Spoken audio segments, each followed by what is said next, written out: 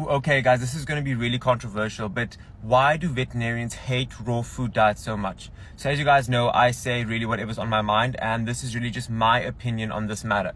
So for one, let's get started by saying that every veterinarian has experienced something bad when it comes to raw foods. I've experienced this, other veterinarians have experienced this, and it's usually related to nutrition and bacterial infections. So raw food diets are not cooked, so often they can become contaminated with bacteria, and then this causes the dogs to have gut problems like diarrheas and vomiting, etc. And some of them are not nutritionally balanced. And when they're not nutritionally balanced, the dogs have growing disorders. So I've seen this in puppies especially, which is why I never recommend feeding raw to puppies. If there is some sort of a nutritional imbalance in calcium or phosphorus, they're going to have abnormalities when they grow old. And this is also something that when they grow older. And this is also something that basically every veterinarian has seen. And secondly is veterinarians like to uphold what we call is the gold standard. So the gold standard is basically offering the best possible treatment based on your knowledge.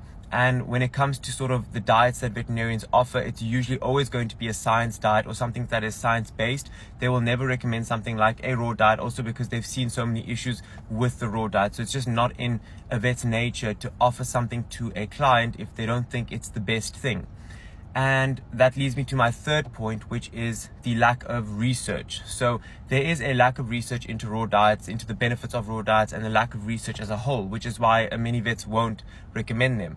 The thing is, I really don't find this to be a fair point, because unfortunately the reality of the world that we live in is that research is very expensive, and the companies that end up funding the research want to in some way profit from that research that they fund. So the dog food industry is a multi-billion-dollar industry. It is a very profitable industry, and these food companies that fund research are never going to fund research, in my opinion, that is going to be beneficial for raw diets, because that will directly compete with the food that they are producing. And the reality of raw diets is, if they're proven to be effective, even though I don't recommend this, any owner could buy the ingredients and make a raw diet themselves. So the potential loss of revenue when it comes to raw diets is so high that I don't think that it's ever going to be something that's going to be researched heavily. So does the lack of research in raw diets mean that they're bad, or that they're just not profitable? And then finally, guys, there's definitely a bias against raw food diets within the veterinary community.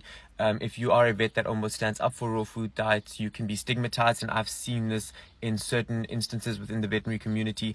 And there's also sort of this tendency so if there's really anything negative about raw food diets, that is inflated, and any positives of the raw food diet are overlooked. And there are definite positives of the raw food diet. I've seen this myself, and I've spoken to owners. So I don't know how this situation is going to move further, because of the people that I've spoken that feed raw food diets, they stick to it, they stand by it, and they will not change, because they are convinced that it really works.